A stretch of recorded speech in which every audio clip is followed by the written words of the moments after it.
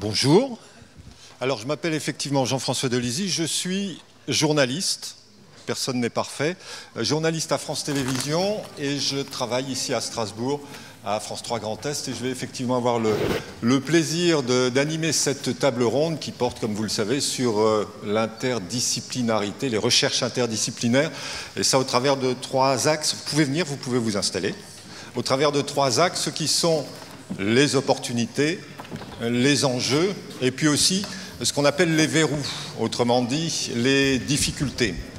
Alors, pour en parler, pendant que les participants s'installent, je vais vous les présenter très rapidement parce que, comme vous l'avez bien compris, le temps nous est compté.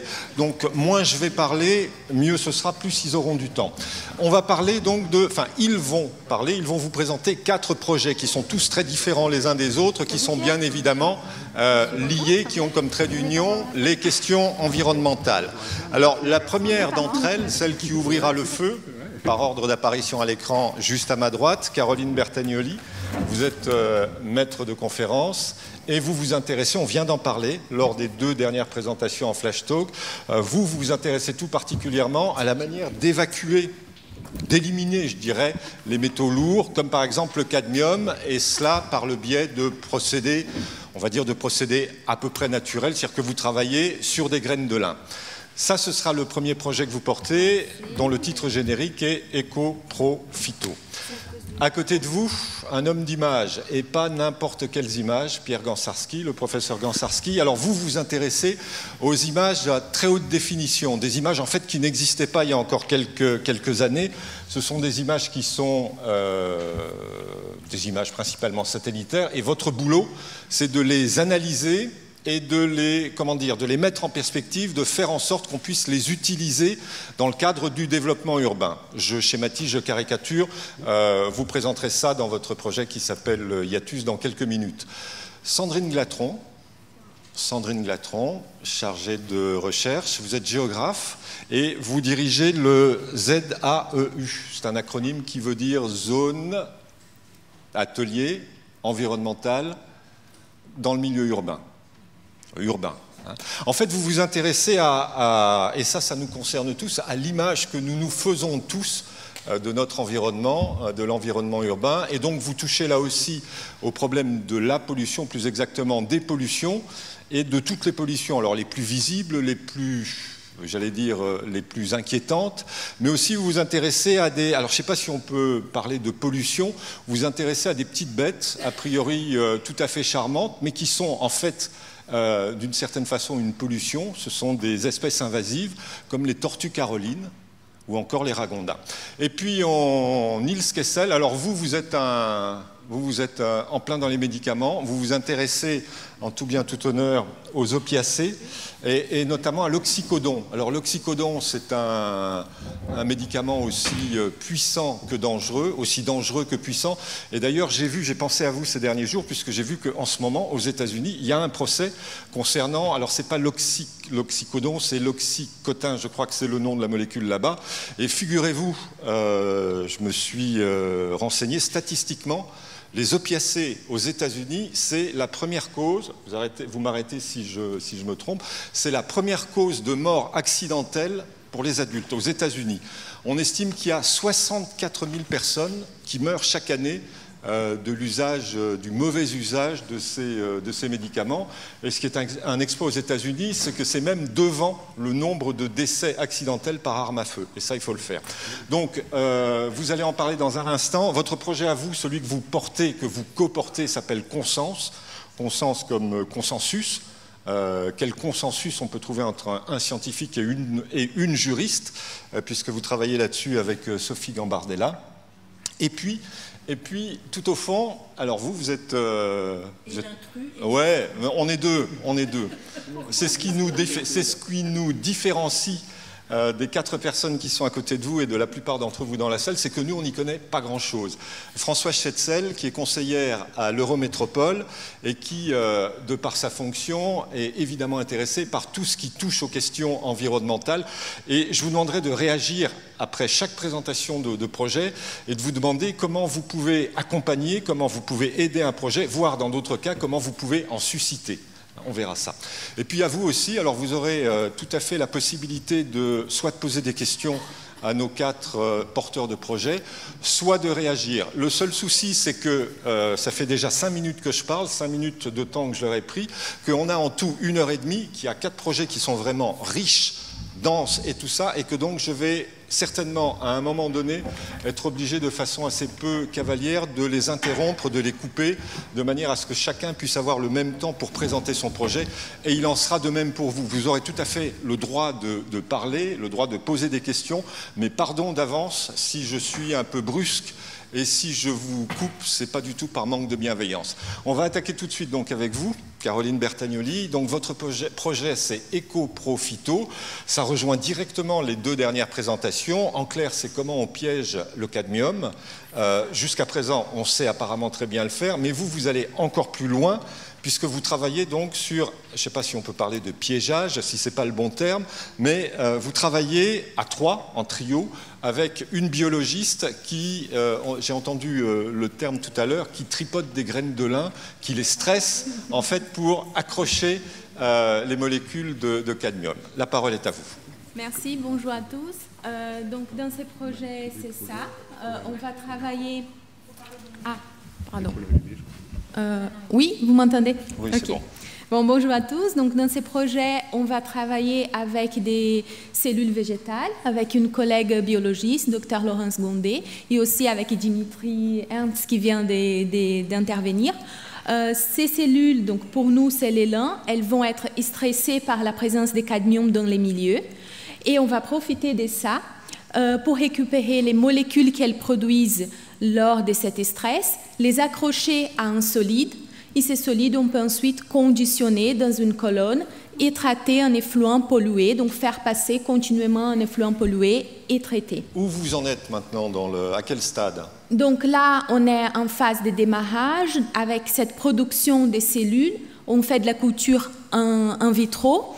Et en même temps, on a les collègues de l'économie qui travaillent avec l'économie comportementale, où ils veulent évaluer quelle est l'acceptabilité de cette nouvelle technologie pour les publics, qui ça peut être des particuliers, entreprises ou les collectivités. Ça veut dire quoi, acceptabilité? Ça veut dire à quel point on accepte de payer plus cher? Parce que j'imagine que c'est plus cher que ce qui existe aujourd'hui. C'est ça. En fait, on veut savoir, pour les potentiels utilisateurs, jusqu'à quel prix ils sont prêts à payer pour une technologie qui va être un peu plus chère que la conventionnelle, étant donné qu'on veut aller vraiment vers les zéro cadmium. Donc, on veut travailler avec une gamme des traces, enlever la partie trace, chose que les procédés conventionnels ont plus de mal à faire.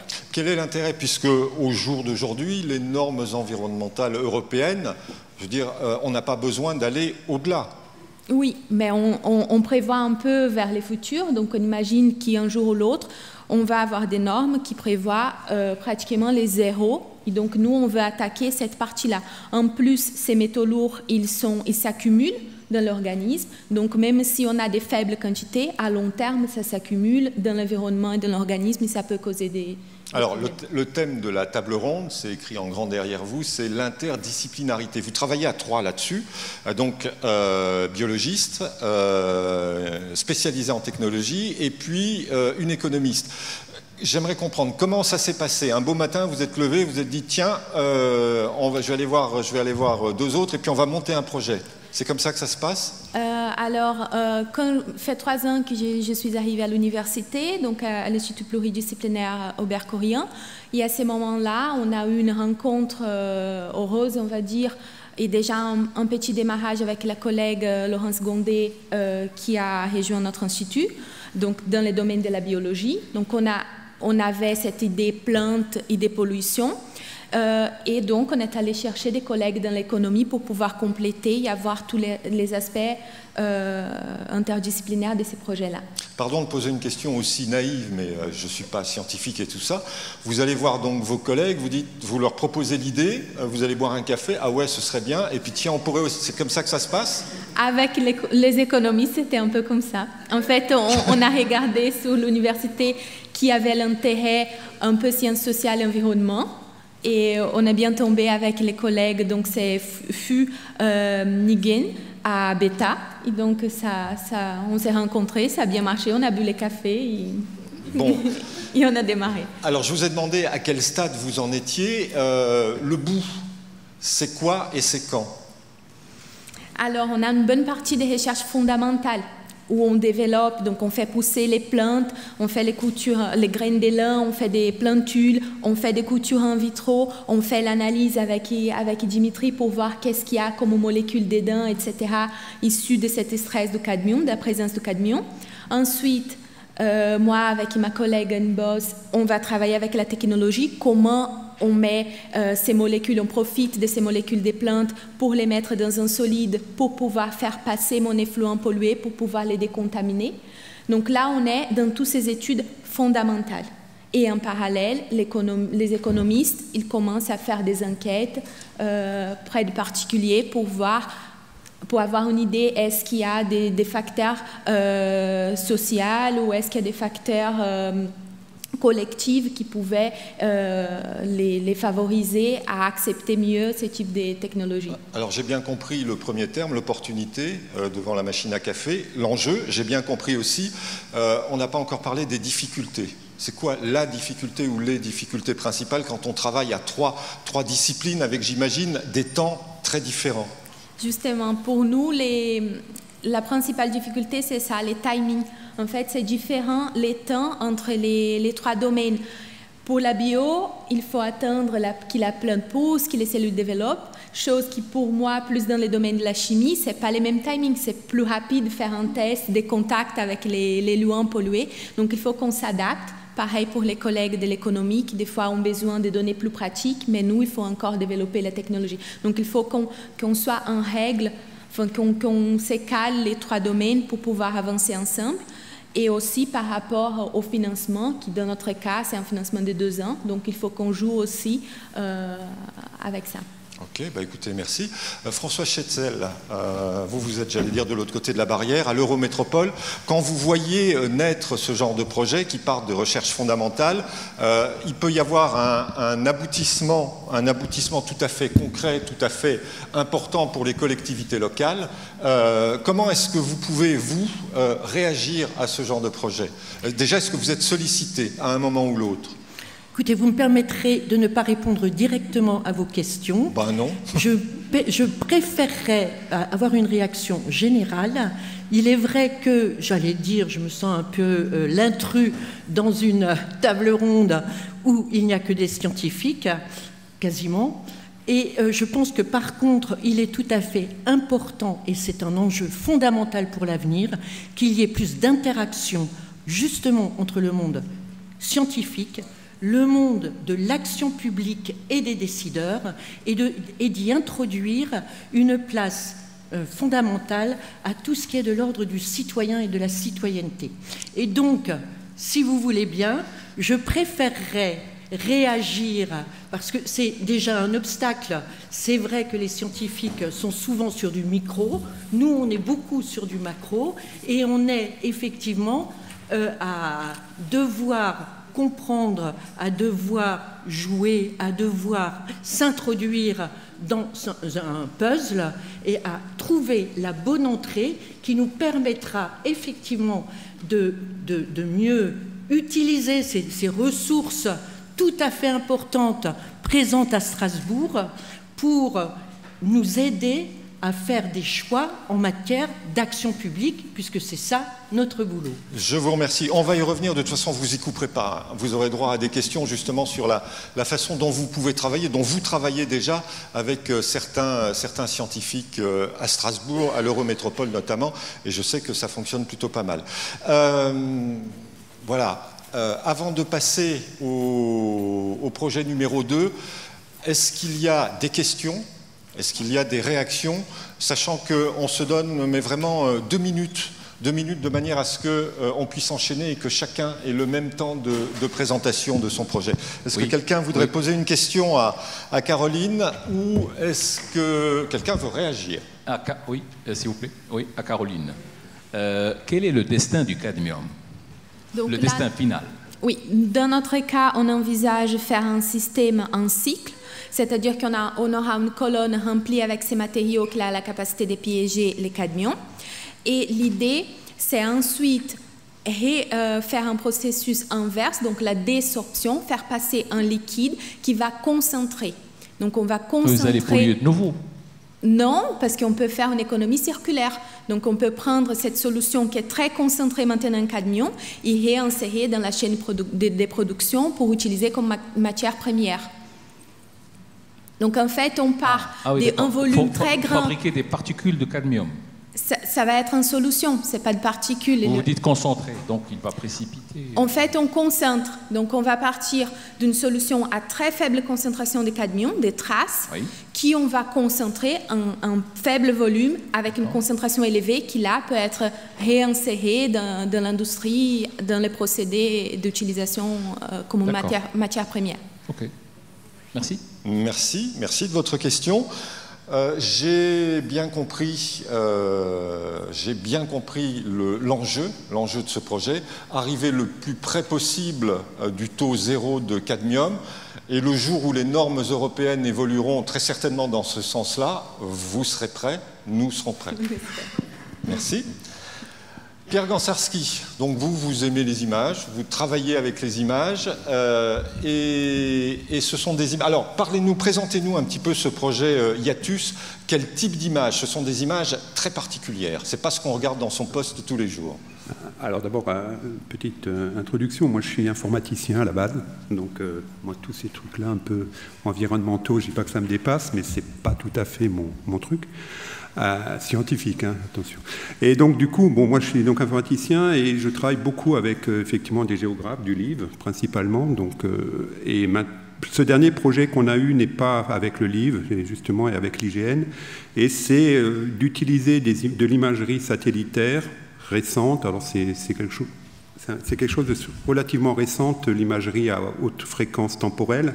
On y reviendra, mais on a commencé à travailler avec le livre sur l'image de télédétection au début des années 2000. On a suivi l'évolution de la très haute résolution. Maintenant, on arrive à la très haute résolution temporelle avec des séries temporelles de l'ordre de 5 images par semaine, d'une image tous les 5 jours, et qui pose énormément de problèmes, je pourrais dire, scientifiques au niveau du traitement des données. C'est-à-dire que même les informaticiens ne savent pas encore vraiment traiter ce type de données pour extraire une information utilisable par des géographes. Donc nous, on travaille là-dessus de façon, on dirait, indépendante des projets dans lesquels on travaille. Mais bien évidemment, on ne peut pas faire de la science hors sol. Hein. On n'est pas là juste pour nous amuser avec nos séries temporelles. Alors on le fait en partie pour avoir des fondements théoriques forts, mais après, pour pouvoir éventuellement vérifier la validité ou même simplement avoir des besoins qui vont diriger notre recherche, on travaille énormément avec des géographes. Et donc, la problématique qui s'était posée il y a donc 3-4 ans, quand sont arrivées ces images, c'est qu'est-ce qu'on peut extraire comme information, et une fois qu'on sait à peu près comment les extraire, qu'on sait ce qu'on peut extraire, comment extraire cette information. Donc, on a eu un premier projet qui était un projet ANR qui s'appelait Coquelicot, avec Anne Puissant du livre et puis d'autres partenaires, qui a été relativement bien un bon succès, puisque ça nous a permis effectivement d'avoir les premiers outils pour extraire de l'information à partir de ces séries temporelles. Alors elles avaient un problème, c'est que ces séries temporelles étaient relativement récentes, puisqu'elles sont liées aux nouveaux satellites qui ont été lancés il y a quelques années, je vais aller assez vite, et donc avaient quand même des limites. Et donc avec l'IGN, on a lancé un nouveau projet, enfin ils sont venus, entre guillemets, on a discuté ensemble, et on a lancé un nouveau projet qui s'appelle Hiatus, qui va donc démarrer seulement au mois de juillet, normalement, juillet-août, et qui, lui, va essayer d'utiliser les séries temporelles d'images, mais depuis, je dirais, qu'existe l'avion, puisqu'on va utiliser des séries temporelles d'images qui datent du début du siècle dernier, c'est-à-dire qu'on va avoir des séries temporelles d'images prises par avion, prises par tous les systèmes qui sont possibles et imaginables. On a essayé donc de traiter ces données-là. Et l'idée, c'est de voir... Alors on va focaliser sur un certain nombre de choses, ce n'est pas encore tout à fait décidé, ça dépend toujours des données vraiment disponibles, d'un certain nombre d'éléments dont on n'est pas toujours maître. Mais en gros, c'est de voir effectivement l'évolution de l'urbanisation, comment on appelle ça là, l'artificialisation des sols, etc. Mais sur un très très long terme, puisqu'on remonterait même, on a commencé à utiliser des données datant de Napoléon. Alors, ça ne sera pas des images, désolé, mais voilà, des informations de très lointaines, d'utiliser des cartes IGN, puisqu'on travaille avec l'IGN, et tout ça pour essayer de refaire, alors, toujours une petite expression, c'est de comprendre, analyser le passé pour comprendre le présent et prévoir l'avenir, et donc essayer de voir un petit peu où on pourrait aller avec ce type La différence de qualité de matériaux, parce que des images sont remontées à Napoléon, les images même des photos d'il y a 50 ou 60 ans et les images en UHD, ultra haute définition aujourd'hui, est-ce que cette différence ne vous pose pas un problème dans votre analyse? C'est ce que j'ai dit tout à l'heure. Informatiquement, on sait traiter un certain nombre de choses. On ne sait pas traiter des séries, ce qu'on appelle nous hétérogènes, c'est-à-dire des séries qui vont effectivement mettre différents types d'images. Il y a des raisons purement... liées à l'image elle-même, c'est pas la même taille d'image, c'est pas les mêmes informations, c'est un certain nombre de choses, il y a des formats différents, mais il y a aussi des problèmes de qualité de la donnée. Les images issues de l'IGN, vous n'allez pas me croire, mais c'est en fait des photos aériennes qui ont été refotographiées. Donc ils les ont posées à plat, mais bien évidemment ces photos ont jauni, ces photos se sont gondolées, ces photos ne sont pas toujours parfaitement référencées, donc voilà, et donc il y a des bêtes histoires dues au support papier qui a été transformé et numérisé. Voilà, c'est ce genre de problème que les géographes ne savent pas traiter, mais les informaticiens, finalement, pas si bien que ça non plus. Et c'est en ça que j'explique toujours l'interdisciplinarité, c'est intéressant parce que ça nous amène des problèmes. Je ne dis pas auxquels on n'aurait pas pensé, mais peut-être qu'on y a pensé un jour, mais on s'est dit, ouais, bof, on n'a pas le temps de s'en occuper. Et là, avec des projets interdisciplaires, on va être obligé de mettre les mains dans le cambouis. Et comme dans tout projet de recherche, il y a un risque. On n'est pas certain qu'on arrivera à les traiter. Il faut être clair, on ne sait pas. Si on y arrivera, on espère, on va quand même être... On ne fait pas des projets disant, tiens, si on s'amusait à faire ça, on a quand même déjà justement, des idées. Qu'est-ce qui guide vos choix ? Sur quoi, sur quelle séquence ou sur quel modèle concrètement vous travaillez ces jours-ci? Je dirais pragmatiquement, ça va être un peu politiquement incorrect, on va dire, notre recherche est un peu guidée par les financements, il faut être honnête. Donc on essaye de faire des projets pour avoir de l'argent. C'est ce que je dis, l'avantage, c'est qu'on est quand même à l'université, on est soutenu, donc moi je continue à faire une recherche, entre guillemets, non financière, c'est-à-dire où je fais des choses intéressantes parce que, mais on court un peu après l'argent, mais il se trouve que là, c'est un domaine qui me plaît, donc quand quelqu'un me propose une telle chose, j'ai aucune raison, sauf si finalement il n'y a pas de financement, mais de refuser. Et donc comme moi, maintenant, j'en suis dans l'interdisciplinarité depuis 2000-2002, ça se fait effectivement, comme l'a dit ma collègue de gauche, on se rencontre dans des conférences, on est devant un café, on discute, tiens, j'ai des nouvelles données, comment on pourrait les traiter, tiens, j'ai une nouvelle méthode. L'interdisciplinarité, c'est des humains, clairement, c'est des humains. Juste, pour répondre à la question que vous vous posez toutes et tous, c'est Stéphanie Thibault, bonjour, directrice de l'Institut d'écologie du CNRS et victime de la SNCF, apparemment. Bienvenue parmi nous. Vous prenez le train en marche, si je puis dire. Je reviens à vous. Est-ce qu'on peut très bien, puisque je voyais Madame Schetzel opiner pendant que vous parliez et tout ça, est-ce qu'on peut imaginer que vous alliez la voir en lui disant « Tiens, on travaille sur telle séquence ». J'ai déjà des rapports avec l'EMS, on a déjà travaillé, on s'est déjà vu. Et effectivement, c'est toujours, malheureusement, là, il y a de nouveau le même problème, c'est qu'il faut trouver des financements. Alors, trouver des sujets, on en trouve assez facilement. Trouver des financements, on en trouve un peu moins. C'est vrai aussi que les temps ne sont pas tout à fait les mêmes. Quand nous, on parle d'une thèse, c'est 3 ans. Des fois, les problématiques, c'est on voudrait la réponse tout de suite.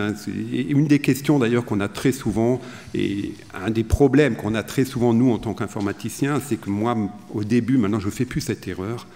Je disais aux gens, oui, ça, on sait faire. Oui, il suffirait d'adapter nos algorithmes. Et on nous répondait, et quand on revenait une semaine après, les gens nous demandaient, mais vos algorithmes, ils sont adaptés. Non, mais attendez, moi, quand je parle d'adaptation, c'est 2-3 ans de recherche.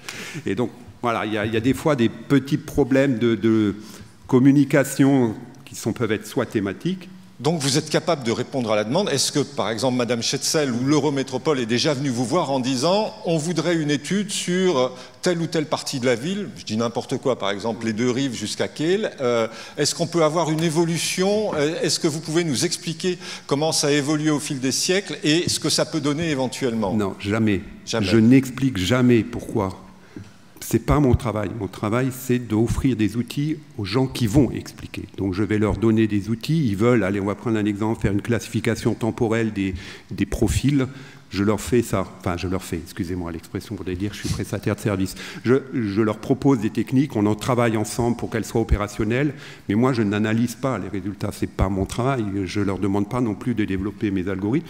Mais en travaillant ensemble, on va pouvoir avoir des algorithmes plus efficaces.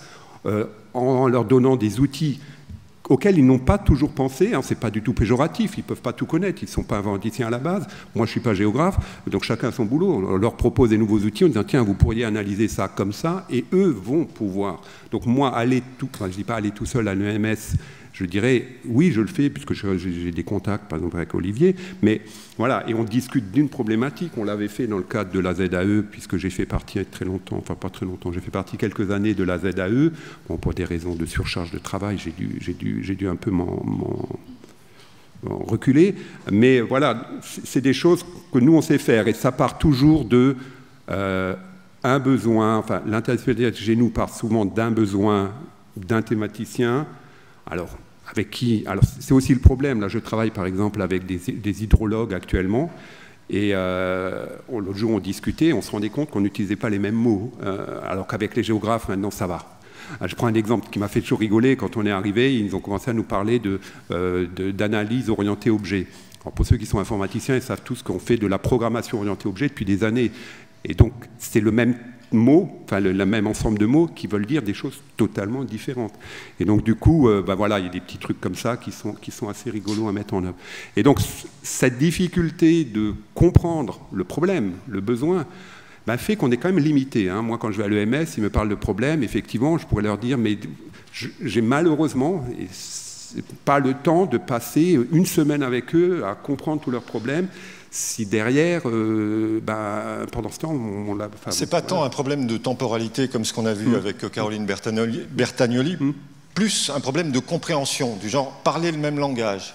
Oui, et comprendre, donc parler le même langage, comprendre la problématique, arriver à estimer si cette problématique est résolvable dans un temps qui peut être soit une ANR, c'est 3-4 ans, une thèse, c'est 3 ans, un besoin quelconque. Hein, quand on a commencé à travailler un peu sur les taux de pollution, il fallait que dans les 3 ans, il y ait des indices qui soient créés. Enfin, il y a tout ce problème-là.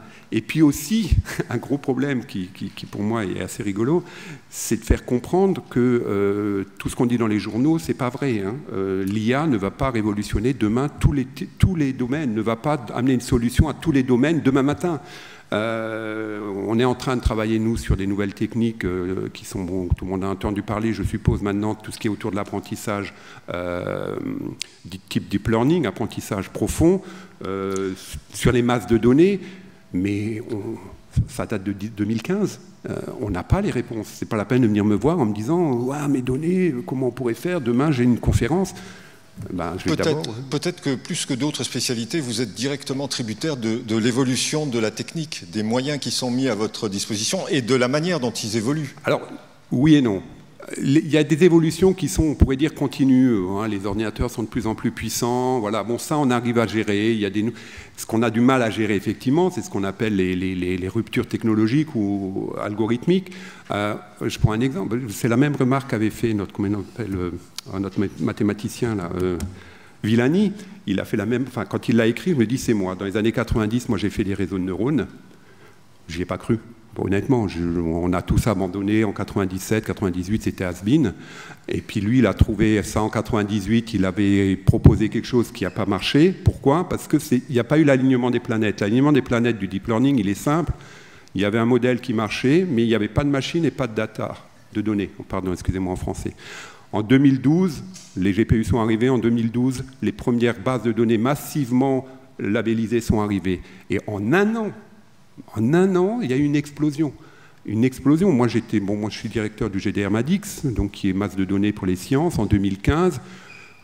moi-même une anecdote rigolote. On voulait monter un master en 2014 ou 2015 et j'avais proposé un master sciences des données à l'époque et on m'a répondu: Pierre, tu es sûr qu'il y a un marché de l'emploi là-dessus? En 2015, on m'a demandé de prouver qu'il y avait un marché.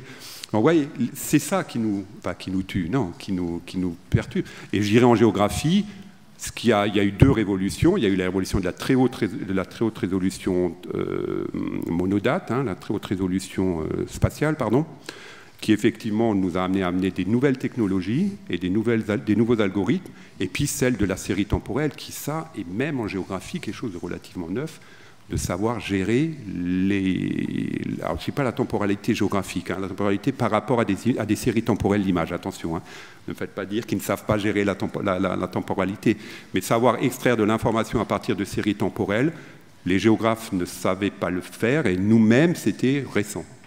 Vous travaillez donc principalement avec des géographes. Est-ce qu'il y a d'autres spécialistes avec lesquels vous êtes en lien, en relation ? Alors oui, bon, moi c'est ce que j'explique. Je ne peux pas, malheureusement, me projeter dans d'autres domaines que la géographie pour l'instant, parce que comme je le dis, avant que j'arrive à parler avec eux, il y a bien 2 ans qu'ils se sont mis, que je comprenne leurs problématiques. Donc je peux faire des trucs qui sont un peu annexes. On a lancé par exemple cette année un projet avec l'ENGES autour de l'eau, donc je parle que des choses en environnement. On avait essayé de travailler sur un certain nombre de problèmes, mais il faut que ça soit...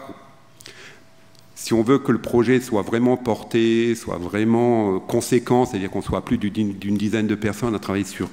Alors le mot vrai projet n'est pas le terme, mais voilà, un projet qui intéresse beaucoup de gens. Moi, il me faut un certain temps pour comprendre la problématique. Donc pour l'instant, bon, malheureusement avec mes charges, je n'arrive plus à suivre. Mais par exemple, moi j'ai des collègues qui travaillent, qui ont commencé, qui étaient avec moi, hein, qui étaient d'ailleurs mes doctorants, et qui sont maintenant et qui travaillent en médical. Bon, c'est aussi beaucoup. On suit aussi, hein, entre guillemets, notre laboratoire à 2 spécialités, qui est la science de l'environnement et la médecine.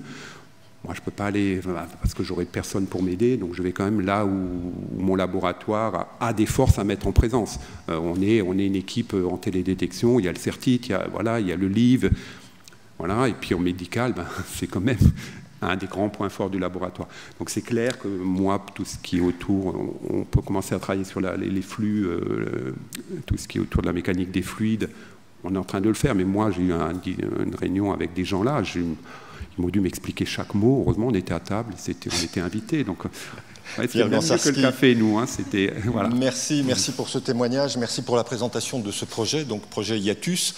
Avant de passer à notre scientifique suivant, est-ce qu'il y a une question, une réaction ?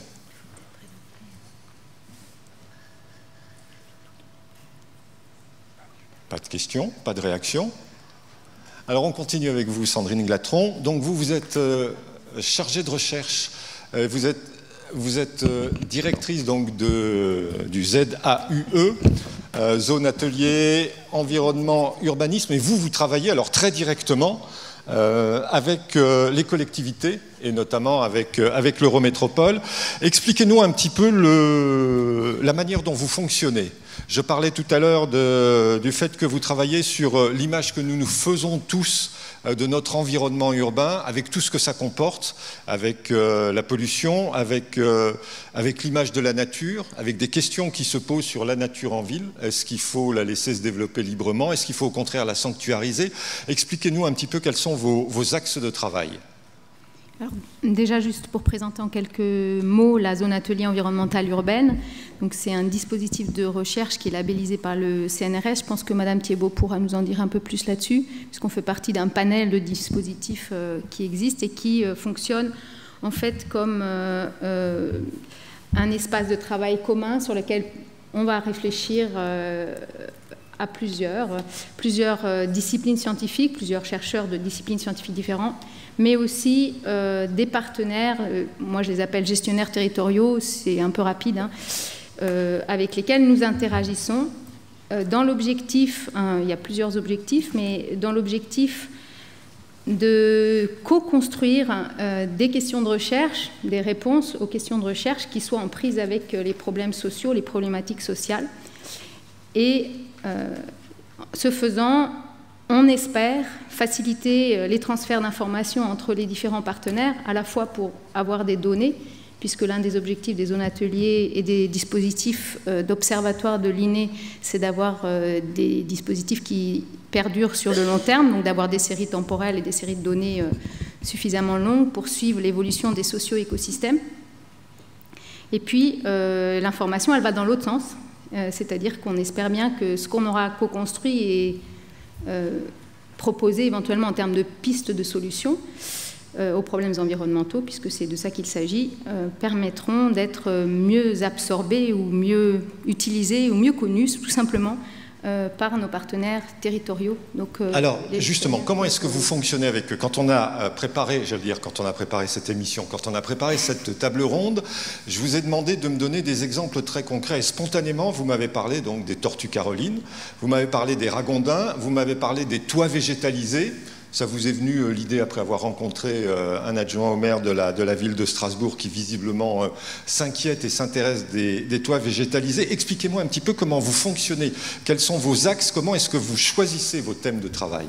Alors, la force, je dirais, de ce dispositif, c'est de permettre des rencontres un peu au quotidien, des échanges au quotidien, et c'est dans ces discussions, dans ce cheminement presque quotidien, que les problématiques se posent, se jaillissent, etc. Alors, comment on fonctionne au quotidien? On est 12 structures de recherche, d'un côté, qui allient des disciplines et des domaines disciplinaires très différents. Donc, ça me permet juste de faire un petit point de détail sur cette question-là. Donc, 4 laboratoire des sciences de la vie, de la santé et de la chimie, 2 laboratoires des sciences de l'ingénieur, le laboratoire de géographie et le laboratoire d'image ville-environnement dont vous avez beaucoup entendu parler, et 5 laboratoires de sciences humaines et sociales en architecture, en économie, en sociologie, ethnologie,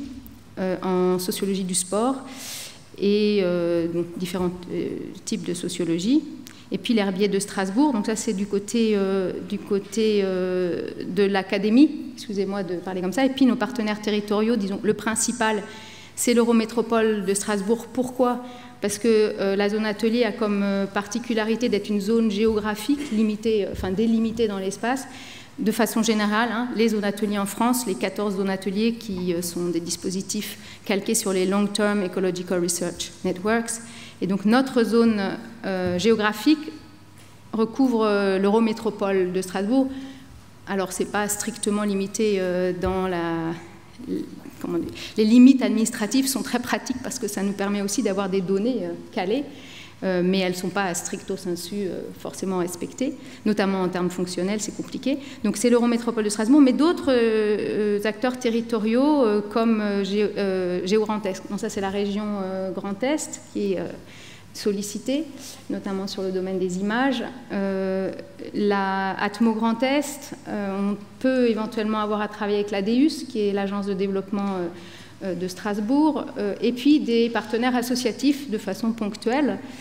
Je pense au GEPMA, je pense à des associations de jardins partagés, des associations citoyennes. Donc voilà. Vous êtes vraiment directement ouvert sur le monde, sur la vie, vous n'êtes pas du tout renfermé dans votre tour d'ivoire. Vous n'avez toujours pas répondu à ma question sur les tortues et sur les ragondins. Ah non, comment est-ce que ça se passe? Comment est-ce que ça se passe? Est-ce qu'on vous sollicite? Est-ce que c'est François Schetzel qui vous parle des tortues carolines? Comment est-ce que ça se passe? C'est ce que j'aimerais bien savoir. Et comment, à partir du moment où vous avez trouvé l'idée, comment est-ce que vous réunissez plusieurs spécialistes et vous travaillez sur cette idée-là? Bon, alors je vais parler des tortues. Jean-Yves, tu me couperas et tu compléteras s'il y a un souci dans mon interprétation du cheminement de cette question-là. Pour les tortues carolines, il me semble que le questionnement est parti plutôt d'une spécialité qu'on avait au sein de la zone atelier, d'un spécialiste des tortues, et qui s'est posé la question sur l'espace donné, parce qu'il faut réfléchir toujours à notre échelle de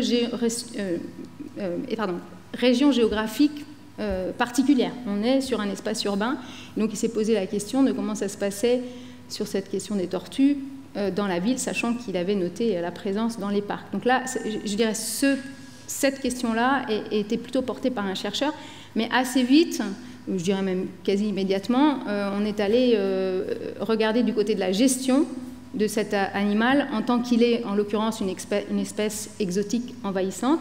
Comment est-ce que ça s'était géré au niveau de la ville? Et on a des partenaires, comme je vous disais, avec qui on peut déjeuner, avec qui on se voit régulièrement pour nos journées techniques, pour l'Assemblée générale, etc. Donc un quotidien peut-être un peu étiré, mais eh bien, on est allé leur demander ce qu'ils en pensaient et donc on a monté un petit projet, on fonctionne par petits projets, permettant de suivre ces tortues. Non seulement, alors vous avez vu l'exposé pour ceux qui étaient là hier, donc vous avez un peu une idée des dimensions. Donc on était monté ce petit projet pour savoir à la fois les comptabiliser, les observer, cette population, et puis savoir aussi ce qu'en pensaient les citoyens et les gestionnaires, c'est-à-dire en quoi ça faisait problème ou pas d'ailleurs, et qu'est-ce qu'ils comptaient éventuellement faire à ce propos. Et ça, alors ce qui est intéressant, moi je trouve, c'est que ça débouche aussi sur des questionnements qui sont beaucoup plus larges, beaucoup plus généraux que celle de la gestion au quotidien de nos tortues, alors ça pourrait être n'importe quelle autre herbe envahissante, hein. C'est qu'on peut monter un peu en généralité en se posant la question justement de qu'est-ce que c'est que la nature en ville, la question de la sanctuarisation et qu'est-ce que... C'est ce que je disais tout à l'heure, voilà, est-ce qu'il faut la sanctuariser, est-ce qu'il faut la laisser se développer de manière anarchique, au contraire, est-ce qu'il faut la cadrer?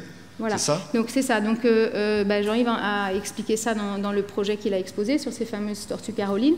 Pour revenir à votre question et répondre en montrant que il n'y a pas un mode de fonctionnement, mais que ce qui est intéressant, c'est justement cette interaction. Acteurs du territoire et acteurs de l'académie. Excusez-moi, je dis académie de façon générale parce qu'on a des enseignants-chercheurs, on a des chercheurs, on a des gens qui sont des chercheurs, comment je les appelle, satellitaires, qui ne sont pas forcément titulaires de leur poste. Donc, dans le cas des ragondins, il me semble que c'est plutôt un peu un cheminement inverse, c'est-à-dire que dans ce cas-là, c'est un élu, une élue, de la ville, donc, qui a réagi dans un journal à cette question du ragondin en termes d'aménagement de l'espace. Et donc, on peut dire d'une certaine manière que le problème a été posé plutôt par le monde politique. Et c'est ensuite, nous qui sommes un peu à l'écoute de ce qui se passe aussi dans notre environnement en général, proche, qui avons rebondi pour proposer un programme de recherche sur ces ragondins. C'est-à-dire que vous êtes à la fois capable de répondre à des problématiques très précises, comme celle qu'on vient d'évoquer, ou les toits végétalisés. Est-ce que vous êtes capable aussi, oui, j'imagine, de proposer des axes de travail, plus généralement sur la place de la nature, ce que vous évoquiez tout à l'heure, sur le développement urbain? On propose des axes de travail, mais on s'aperçoit quand même que ces axes de travail, ils sont déjà présents. Alors, c'est deux mondes qui s'ignorent un peu, enfin, qui ont tendance à travailler en plus sur des temporalités, avec des façons de faire très différentes. Donc ça, c'est un des problèmes, un des verrous, peut-être on en reparlera plus tard. Mais il se trouve que quand même, au sein de l'Eurométropole, notre principale interlocutrice, en l'occurrence sur la nature ou la biodiversité, vaste champ de questionnement, déjà fait régulièrement un groupe de travail dans lequel on est inclus sur la gestion des envahissantes, par exemple, ou des choses de ce genre-là. Donc en fait, on est aussi au quotidien dans des commissions, dans des groupes de réflexion qui sont aussi initiés, activés, mobilisés et animés par la collectivité. Alors, je vais passer la parole à François Schetzel. Cette fois, vous êtes obligé de répondre. Comment est-ce que ça se passe, effectivement, cette interaction? C'est permanent. Alors, effectivement, ça marche. Effectivement, c'est permanent et effectivement, on est souvent en contact avec des chercheurs. Alors peut-être pour me présenter de façon plus rapide ou plus précise, je dirais, donc moi je suis, comme vous l'avez dit, conseillère municipale à Strasbourg, conseillère de la métropole. Je suis par ailleurs médecin de santé publique. J'ai été chargée de la qualité de l'air et de la santé environnementale. Je ne le suis plus pour cause de mésentente sur les questions de GCO.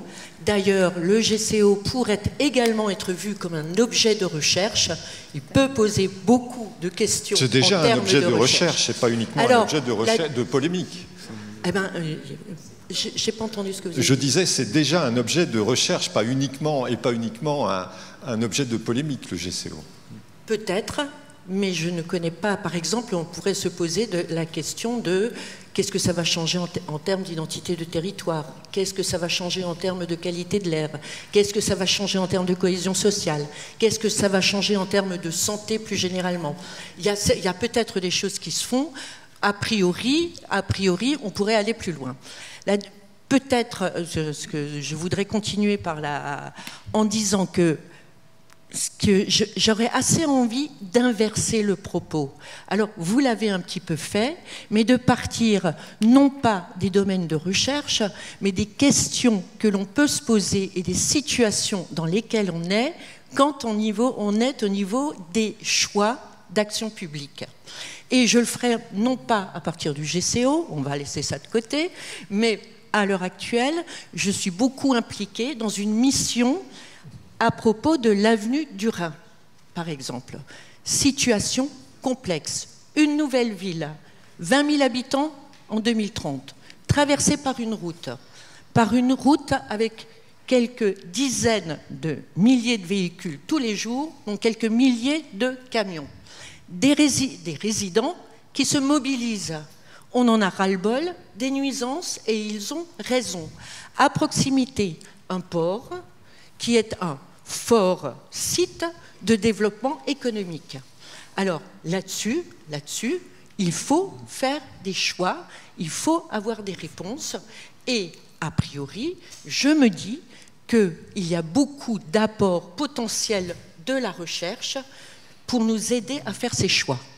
Alors, on pourrait parler là aussi, comme à propos du GCO d'ailleurs, de qualité de l'air. Comment est-ce qu'on peut faire pour faire en sorte d'améliorer la qualité de l'air? Quels sont les choix de mobilité?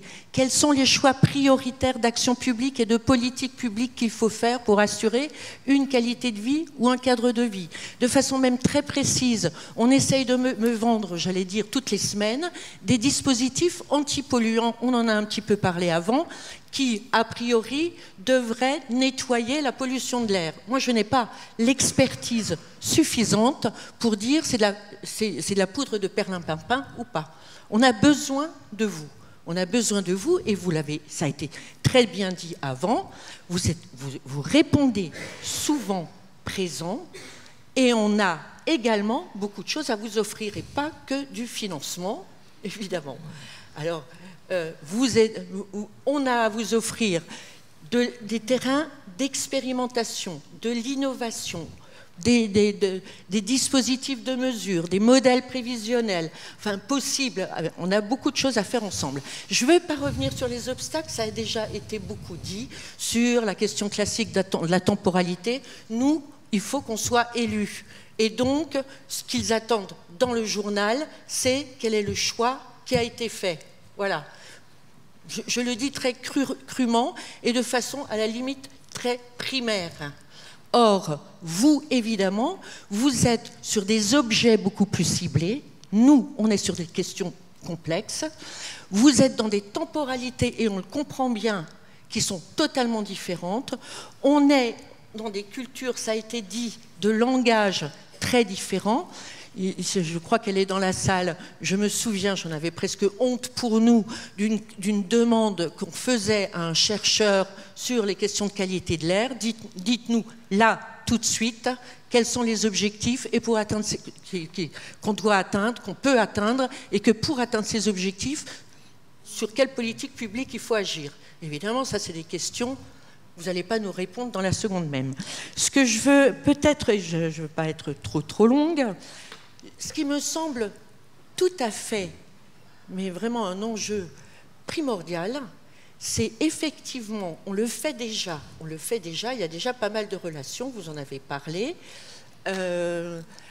mais il nous faut aller plus loin. Alors, et il nous faut voir également augmenter la place du citoyen dans ce type d'interaction. Ça me fait penser, par exemple, à Atmo Grand Est.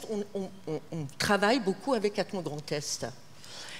il me semble, et on a peut-être plus de facilité à travailler avec Atmo Grand Est, je ne veux pas là exacerber des concurrences qui n'existent peut-être pas d'ailleurs, mais parce qu'ils ont l'habitude de travailler avec les élus, ils connaissent bien l'université et de plus en plus, ils s'introduisent aussi dans les questions de citoyenneté. Dans les questions, par exemple, Interreg avec les microcapteurs, je ne vais pas préciser. Mais je pense aussi à un service qui est de l'université, qui est le Jardin des sciences.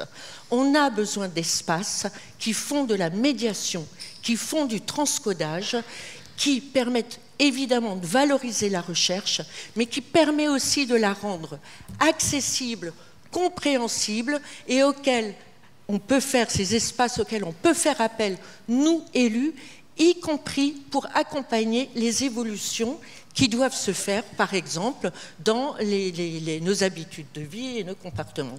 Donc moi, je pense qu'on n'a pas le choix.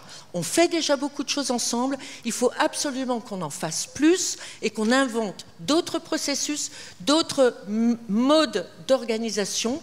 On n'a pas le choix face à l'urgence climatique. On n'a pas le choix parce qu'on se retrouve devant des défis qui sont bien sûr environnementaux, mais aussi de justice sociale et aussi de démocratie. Et sur ces trois piliers-là, vous pouvez nous apporter des choses et on peut travailler ensemble, j'en suis persuadée. François Schetzel, je vous remercie. Je voudrais revenir à vous, Sandrine Glatron. Quand nous avons préparé cette table ronde, consacré donc à l'interdisciplinarité, aux recherches interdisciplinaires. Vous m'avez dit, je suis pour une interdisciplinarité radicale. C'est vraiment un engagement. Expliquez-moi ce que vous vouliez dire. Ouais, je pense que la radicalité n'a pas exactement le vent en poupe, donc je ne suis pas sûre qu'il faille utiliser ce terme, à vrai dire. Et puis je me suis aperçue en écoutant les exposés, et même ici, autour de cette table qui n'est pas très ronde, mais cette table ronde, que ce que je voulais exprimer, c'était faire participer les scientifiques des sciences dites dures, exactes, et des sciences dites molles ou moins exactes, inexactes, je sais pas, enfin on ne sait jamais très bien comment les nommer, mais qui sont des sciences humaines et sociales. En gros, donc c'est ça qu'on revendique et que je trouve qu'on réussit plutôt assez bien, c'est-à-dire vraiment faire participer autour d'un objet ou d'un projet des scientifiques qui parlent pas du tout la même langue, des juristes. Alors on n'a pas beaucoup de juristes malheureusement, mais des économistes, des historiens, des ethnologues, et puis des gens qui travaillent sur les molécules, des chimistes, des biologistes. Pour vous, vous ne pourriez plus, c'est impensable de travailler toute seule dans votre coin. Vous ne concevez votre travail qu'avec de multiples spécialistes à vos côtés. Sur les systèmes complexes que sont en particulier la ville, enfin l'éco-socio-système, en particulier la ville, mais c'est vrai de tous les socio-écosystèmes aujourd'hui d'ailleurs, c'est oui, effectivement, absolument impensable de ne pas mobiliser des gens qui vont aussi nous parler de politique, de controverses, de citoyens, et en même temps que de solutions basées sur la nature et qui vont mettre en jeu des réponses liées à la manipulation, génétique, ou enfin en tout cas manipulation liée à des processus chimiques. Oui, tout à fait, ça me paraît juste impensable. Mais en même temps, c'est la raison d'être de la zone atelier, je ne peux pas vous dire vraiment autre chose. Très bien. Avant de passer au quatrième et au dernier projet, celui porté par Monsieur Kissel, y a-t-il une question, une réaction? Oui. Micro.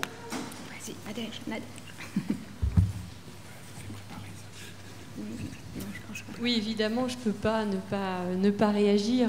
Donc je pense que ça devait être moi, la scientifique, effectivement, présente aux objectifs 2030. Donc c'était une réunion, effectivement, à l'Eurométropole, où la question était de savoir ce qu'on devait faire. Mais dans un mois, il fallait rendre le rapport. Alors, donc c'était assez quand même particulier, puisqu'effectivement, on a tous les outils. On a tous les outils pour répondre aux questions qui étaient posées pendant la réunion. On a tout.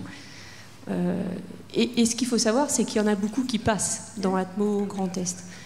Parce qu'il se trouve qu'il y a des outils qui sont disponibles gratuitement, disponibles sur Internet, et vous inquiétez pas, ils les utilisent.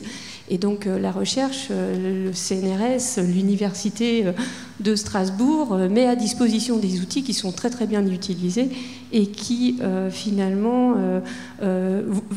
vous passent des résultats, mais pas directement. Alors, je voudrais quand même, parce que je pense que M. Ganczarski n'a pas fini sa phrase tout à l'heure, à effectivement expliquer le rôle du chercheur et ce qu'on attend de lui. C'est ça aussi. Juste, excuse-moi de t'interrompre, Nadège. Nadège est directrice adjointe de la zone atelier environnemental urbaine. Ah oui, excusez-moi, je suis effectivement aussi à la direction de la ZAE. Je pense qu'il faut rappeler le rôle du chercheur et surtout son évaluation. Je pense que c'est important de se rappeler de ça parce que nous, on est censé développer on est censé développer des nouvelles choses et on est évalué pour ça. Il faut qu'on soit reconnu à un niveau international pour développer des nouveautés. Et si vous voulez, les besoins qui sont exprimés par l'Eurométropole de Strasbourg, puisqu'on en est en train de parler de ça, mais pour toutes les collectivités de manière générale, on serait obligé d'appliquer nos travaux, ce qui est en fait fait. C'est fait. Alors après, est-ce que c'est bien fait ? On peut se poser la question. On n'est pas des évaluateurs non plus, et on espère qu'il y en a qui font l'évaluation, et il y en a qui font l'évaluation des travaux qui sont menés avec les outils qu'on a passés dans le monde, qui est soit le monde associatif, et en particulier, là c'est Atmo Grand F, et Atmo Grand F est évalué par l'INERIS, à travers le LSQA, donc il y a quand même une structure, un tissu qui s'est créé. Et si le chercheur se mettait demain à... Et je pense que c'est ce que vous l'a dit Pierre Ganczarski aussi, c'est-à-dire qu'on peut faire beaucoup de choses.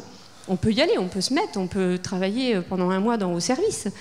Mais ce n'est pas notre rôle non plus. Donc nous, ce qu'on peut faire, c'est identifier en disant, tiens, effectivement, entre les deux, ça ne se passe pas forcément très bien. Est-ce qu'on pourrait encore adapter nos outils, peut-être les simplifier, peut-être...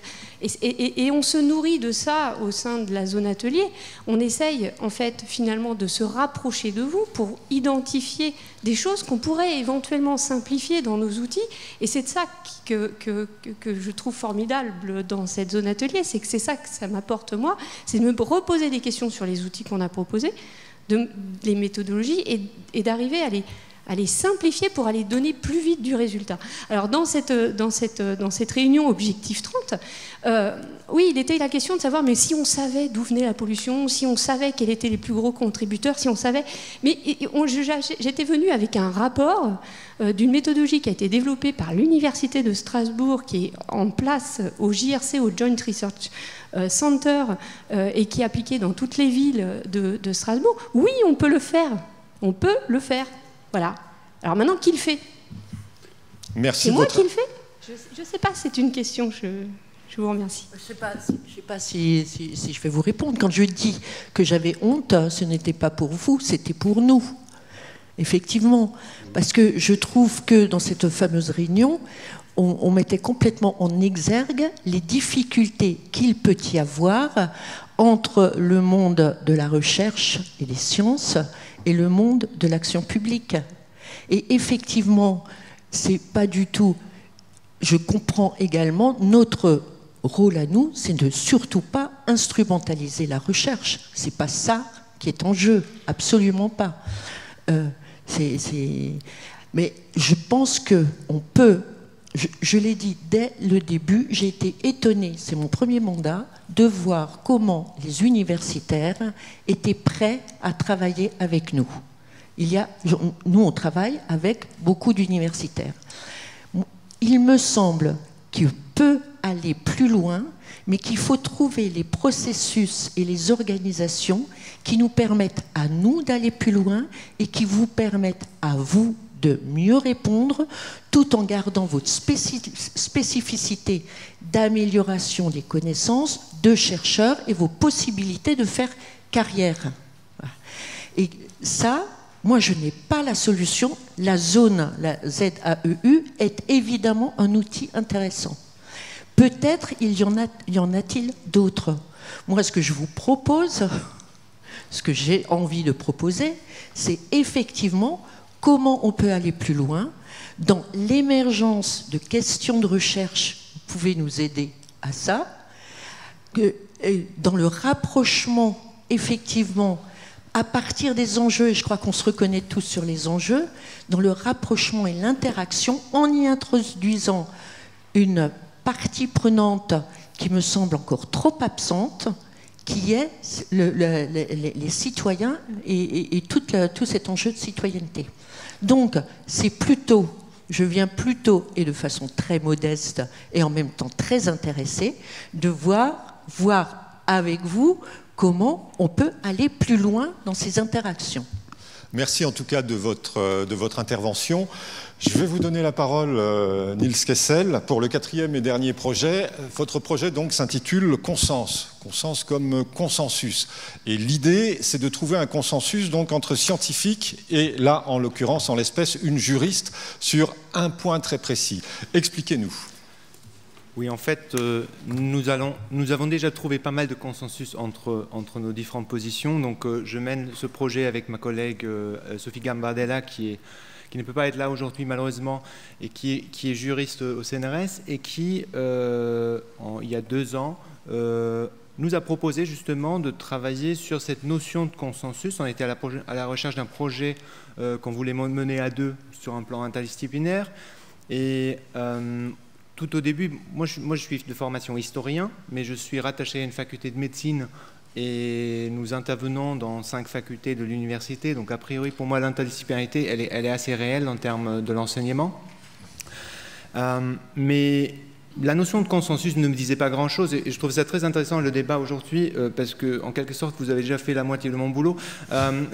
Vous avez, notamment mon collègue informaticien avait insisté sur les incompréhensions et les différentes ententes de ce que veut dire tel ou tel mot, telle ou telle notion. Ou les malentendus. Notre objet, en fait, c'est cela. C'est-à-dire, nous avons pris cette entrée-là par l'idée du consensus pour nous intéresser à ces dialogues entre les différents acteurs plus politiques, juridiques et scientifiques dans les thématiques sanitaires et environnementales. Donc c'est un projet qui est construit autour de nous deux en tant que porteurs, mais qui de fait rassemble une équipe de chercheurs nationaux et internationaux qui travaillent en binôme, c'est-à-dire un juriste et un représentant des sciences sociales au sens large, donc historien, sociologue, ou anthropologues, et qui travaillent ensemble en commun sur un sujet relatif au domaine de l'environnement ou de la santé.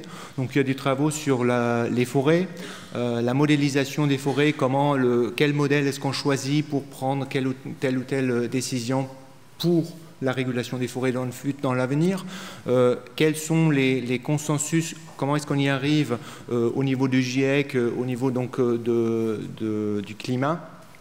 Et dans mon cas, par exemple, la question des opiacés, donc comment est-ce qu'on gère une crise sanitaire qui est quand même d'une certaine envergure, même au niveau de la comparaison historique, comment est-ce qu'on la gère et sur quel type de consensus est-ce qu'elle repose, et comment se construit cette idée de consensus qui est parfois une rhétorique, parfois donc un argument de force, de légitimation. On a un consensus sur quelque chose, mais c'est aussi un objectif à atteindre. Et les manières de fabriquer ce consensus-là divergent beaucoup. C'est-à-dire, ça peut être un consensus fait par une unanimité qui est obtenue après discussion. L'exemple majeur est complètement contesté injustement, c'est la COP et la preuve du changement climatique, parce que là, on a vraiment un consensus interdisciplinaire qui est rare. Et ça peut être aussi un consensus qui réside plus ou moins dans un univers très clos, où un ou deux ou plusieurs scientifiques de disciplines différentes se prononcent sur un objet, parfois en dépassant, entre guillemets, leur compétences disciplinaires étroites. C'est-à-dire, dans le cadre des quotas de la pêche sur lesquels nous travaillons aussi, nous observons que des chercheurs qui sont des spécialistes de la faune marine se prononcent souvent sur des enjeux économiques et le problème économique de la pêche, parce qu'ils doivent le prendre en compte dans leur évaluation. Et c'est cette manière-là de fabriquer de l'expertise et d'arriver à un consensus qui nous intéresse particulièrement dans le projet. Alors l'idée de base, revenons-en à l'oxycodone, l'idée de base vient d'où? Vient du scientifique, vient du juriste. C'est pourquoi avoir choisi ce type de médicament et pourquoi avoir cherché un consensus? Sur quoi est-ce qu'il va déboucher en fait ce consensus? À quoi il va servir? Voilà, donc le projet est déjà un consensus parce que le mot vient de ma collègue juriste pour qui le terme est très important. C'est-à-dire c'est un terme qui a beaucoup plus de précision en droit qu'il a en sciences sociales souvent. C'est-à-dire on voit quand même que le terme consensus est parfois utilisé d'une façon un peu le rapprochant au langage courant. C'est-à-dire on est plus ou moins d'accord.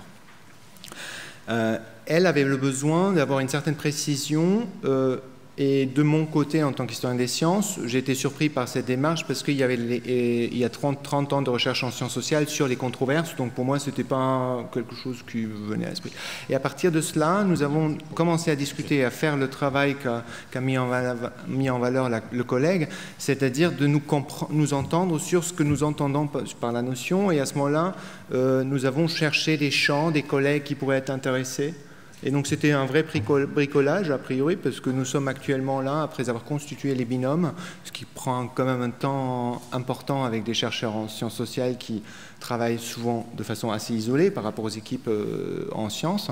Donc c'est un travail de négociation et nous avons réussi à constituer ces équipes. Et l'oxycodone, dont vous parliez tout à l'heure, ça s'inscrit chez moi dans un intérêt de recherche personnel pour les médicaments et les consommations que je mène depuis longtemps. Et l'oxycodone, en quelque sorte, est un objet très intéressant parce que la molécule ancienne, elle a été commercialisée en 1917 déjà. Donc l'oxycodone est une molécule ancienne, un médicament très performant qui a été utilisé pendant très longtemps dans beaucoup de pays. Donc c'est d'origine allemande, c'était Merck qui l'avait produit et qui avait commercialisé ce médicament pendant longtemps avec tous les effets secondaires que peuvent produire les opiacés, c'est-à-dire notamment les addictions et le problème de la dépression respiratoire qui dès qu'il y a surdosage, met en péril la vie ou peut mettre en péril la vie de la personne.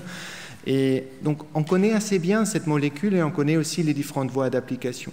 Et ce qui nous a beaucoup intéressé, mon collègue américain David Hertzberg, qui est actuellement un des experts dans le procès que vous avez mentionné en tant qu'historien, c'est pourquoi est-ce qu'on met sur le marché un médicament sous une autre forme pharmacologique qui, en effet, d'un point de vue du pharmacologue, avec tous les bons arguments qu'il s'agit de défendre, est différent, parce qu'il va libérer le principe actif de façon à action prolongée, donc de façon plus lente. Mais comment est-ce qu'on met sur le marché un médicament qui finit par produire une mortalité très élevée?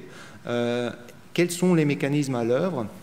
Et nous avons, entre autres, observé justement que les formes d'expertise et les formes de consensus varient beaucoup. C'est-à-dire, pour la mise sur le marché de médicaments, vous ne voyez par exemple jamais un expert historien. Pourquoi?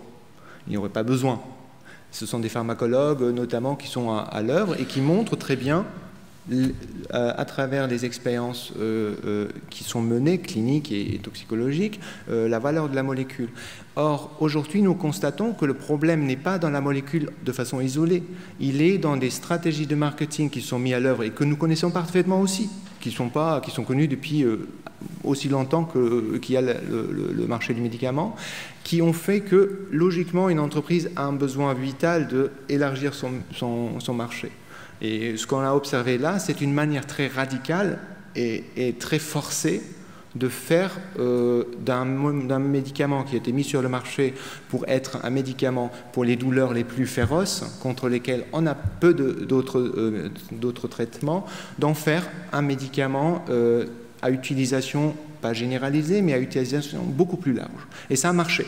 C'est pour ça que c'était, sur le plan économique, une molécule absolument performante. C'est-à-dire qu'on a dévoyé le rôle d'un médicament initialement prévu pour traiter les cancers en phase terminale, j'allais dire en médicament de confort, qui a entraîné la mort de l'une ou l'autre star de la musique qu'on connaît tous. Je n'irai pas jusqu'à médicaments de confort, mais parce que ça c'est encore autre chose, je pense, mais ce sont des médicaments qui sont utilisés pour des douleurs relativement faibles par rapport à ce que l'on cherche à traiter. C'est-à-dire qu'il y aurait eu d'autres types de médicaments. Et l'argument principal mis en valeur, qui s'entend et qui est important pour les médecins aussi, est un argument moral, c'est-à-dire vous ne voulez pas que votre patient souffre, vous voulez le soulager de ses douleurs.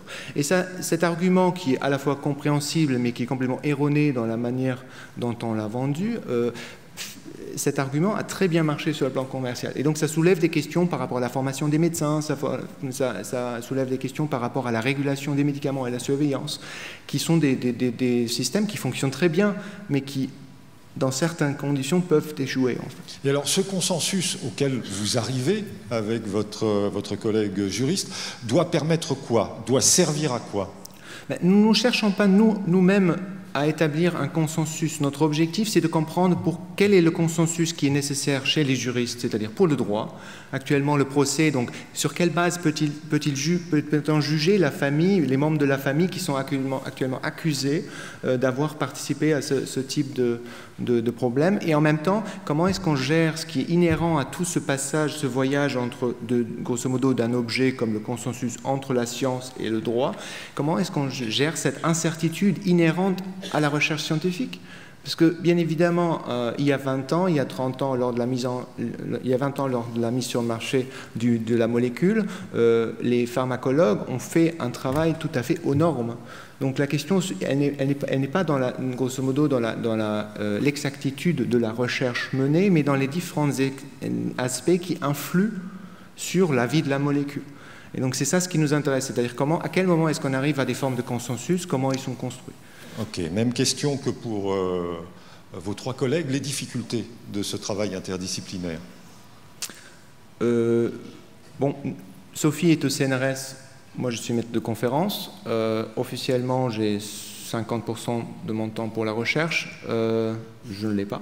C'est-à-dire, nous avons une inégalité relativement forte dans le temps de travail que nous pouvons consacrer au projet. Parce que dans la position actuelle dans laquelle moi je me trouve, mon travail est beaucoup plus réduit, mon temps disponible. Après, il y a des problèmes plus classiques qui sont ceux des stratégies. La collègue tout à l'heure a parlé de l'évaluation et de l'importance de l'évaluation, que ce soit en CNRS ou pour les maîtres de conf. L'argument principal, bien évidemment, c'est où est-ce qu'on publie après. C'est-à-dire, quelle est la forme de valorisation que l'on cherche et dans quelle mesure est-ce qu'elle influe sur notre évaluation de carrière. Si un juriste doit publier dans une revue de juristes, un sociologue dans une revue de sociologues, comment faisons-nous? C'est-à-dire, est-ce qu'à la fin, on arrête l'interdisciplinarité sur la voie de la publication? Et vous avez une réponse à cette question? Nous avons, pour l'instant, nous sommes mis d'accord sur plutôt une publication collaborative, c'est-à-dire on ne va pas viser les revues, mais pour la version interdisciplinaire, on va faire quelque chose qui passe en droit autant qu'en sciences sociales, qui est l'ouvrage collectif. Et après, les collègues vont publier en petit binôme, en espérant de placer justement une partie plus juridique dans la revue de droit et sociaux plus en sociaux. Merci pour la présentation de ce projet. Avant de vous donner la parole... Oui, François Schetzel, allez-y. Du coup, vous me permettrez de réagir. Moi, j'ai trouvé cette intervention extrêmement intéressante et évidemment, je la traduis en termes d'action publique et de politique publique. Et alors, évidemment, vous avez parlé de stratégie de marketing. Et évidemment, ça évoque complètement, enfin ça questionne la politique du médicament, ses relations avec le développement, avec des questions d'ordre économique et des relations avec les grandes industries pharmacologiques. Mais là aussi, donc je ne connais pas bien ce dossier-là et ce n'est pas mon rôle là aujourd'hui, mais je me disais, ou ça m'évoquait également tout ce qui est les politiques qu'on mène à l'heure actuelle sur les conduites addictives, et notamment sur le hashish. Et c'est quand même assez étonnant. Quand vous regardez un certain nombre vous faites la comparaison en matière de consommation de drogue et notamment de cannabis. Vous faites la comparaison entre ce qui se passe dans notre pays par rapport à d'autres pays de proximité. Hier, j'étais aux Pays-Bas et vous vous rendez compte qu'on a une des politiques les plus répressives et où, paradoxalement, il y a une des consommations les plus importantes. Et donc, et c'est pour ça que j'en parle, parce que ça renvoie aussi à la recherche, et à la recherche de consensus entre les sciences, l'action publique et l'opinion publique, mais je pense que là aussi, il y a des boulevards en termes d'évaluation de politique publique et de processus de construction d'un consensus sur ces questions-là. Pierre Gansarski, vous souhaitez intervenir, vous souhaitez réagir à ce qu'a dit Nils Kessel? Ça marche, oui. Voilà, à ce qu'a dit Nadège. Sur la position du chercheur, alors je pense qu'il y a un petit vice, il y a quelque chose qui est vicié un peu dans notre débat, c'est qu'on est en train un peu de mélanger l'interdisciplinarité. Les chercheurs, ça fait quand même un moment qu'ils sont interdisciplinaires, il faut quand même être honnête, même s'ils ne sont pas assez, même si on a encore besoin de créer des GDR pour favoriser tout ça, ou de créer des zones ateliers. Mais ce qu'on est en train un peu de rajouter, il ne faut pas toujours le prendre de façon péjorative, mais il y a effectivement l'autre problème qui est le problème de comment on diffuse notre connaissance, comment on transfère notre connaissance. Et je vois plutôt le problème de l'EMS, non pas comme un problème d'interdisciplinarité au sens strict du terme, mais plutôt comment utiliser, favoriser les collaborations entre l'université, les chercheurs, le CNRS et ce qu'on pourrait appeler les utilisateurs finaux, ceux qui ont à prendre effectivement des décisions. Et là, moi, malheureusement, ce que je remarque souvent, c'est qu'il y a une asymétrie assez forte. C'est-à-dire que quand je travaille avec, je vais prendre un exemple, j'ai une société qui est venue me voir et qui avait acheté une nouvelle machine qui lui génère des données, ils n'avaient jamais vu ça. Ils m'ont dit, Pierre, qu'est-ce qu'on pourrait en faire? Je lui ai dit, bah, écoute, je ne sais pas. Déjà, explique-moi ce que tu voudrais. Et au bout d'une demi-heure, il voulait que je lui donne des solutions. Je lui ai dit, attends, moi je veux bien faire l'effort de comprendre ce que toi tu as besoin, mais toi fais l'effort de comprendre ce que je suis capable de faire. Et cette asymétrie qui est que nous, on doit faire l'effort de comprendre le problème, de donner des solutions et de passer un temps, alors je vais être méchant un petit peu, mais il m'est arrivé de passer des temps fous sur des projets industriels dans lesquels on m'a donné un besoin et on est revenu une semaine après en me disant, alors Pierre, tu as une solution. Alors maintenant, ce que je dis, moi je veux bien, mais ça va prendre un effort. Et donc cette société a accepté, et je trouve que ça a été un très bon, puisque maintenant on collabore, de payer pendant 3 jours une formation à ses employés, à son service R&D, pour qu'on les forme. Moi, je ne peux pas continuellement avoir des gens qui viennent me voir, qui me disent « Donnez-moi une solution à mon problème ». Mais si vous ne faites pas l'effort de comprendre ce qui est faisable, alors je ne dis pas qu'il faut comprendre tous les tenants et aboutissants, mais au moins de comprendre, quand je parle de classification, j'ai des gens qui me regardent, quand je leur parle de série temporelle, ils ne savent pas ce que c'est. Alors moi, évidemment, je peux leur dire vos données... Voilà, donc ça, c'est la symétrie entre le donneur, si vous voulez, de besoins, et puis le chercheur. Et puis, il y a la symétrie aussi, effectivement, même entre thématiciens. Alors moi, je le ressens assez fortement, maintenant moins, parce que comme j'ai un peu de recul et que je suis un peu plus âgé, je le prends un peu moins fort, qui est la limite entre l'informaticien prestataire de service et le chercheur. On s'est battu, hein, je fais partie de cette génération qui a eu un grand succès, qui est de dire qu'on dit maintenant science de l'informatique, et on ne dit plus juste informatique, on ne dit plus que c'est une technologie, on dit enfin que c'est une science de l'informatique, et que me battre en disant aux gens, non mais ça, franchement, je suis désolé, vous pourriez le faire en Excel, c'est de l'ingénierie, c'est pas de la recherche. Et ça, c'est un grand débat, et je pense que tout le monde l'a dans sa discipline, de dire, attention, à un moment donné, moi je suis un chercheur, je veux bien, voilà, je fais de la technologie, des fois, tiens, je vais me moquer un petit peu de l'université hier, on a eu une réunion sur l'enseignement, et on nous a dit, oui, mais vous, informaticiens, je ne comprends pas que vous ayez des meilleurs modèles outils pour suivre les étudiants. C'était une histoire de cohorte d'étudiants. Et là, je me suis élevé en faux. J'ai dit, attendez, moi je suis chercheur. Est-ce qu'on demande aux chimistes de faire leur chewing-gum? Non. Est-ce qu'on nous demande, nous, de faire nos logiciels pour gérer des étudiants? Moi, je dis non. Alors, je sais que l'université a des besoins et je sais qu'on le fait. Naturellement, on va aider. Mais ce n'est pas mon travail de chercheur. Et c'est dévoyer mon travail. Donc, ça, c'est un gros problème d'asymétrie entre les gens qui ont des besoins et les chercheurs qui ont d'autres trucs. Et les donneurs d'ordre de besoins font souvent pas l'effort. Peut-être aussi des difficultés entre spécialistes, puisqu'on parle pas toujours forcément le même langage. Non, si en face de moi, j'ai un autre scientifique, au bout d'un moment, il comprend voilà, de quoi je veux parler. Merci pour cette intervention qui est tout à fait claire. On a tous très bien compris.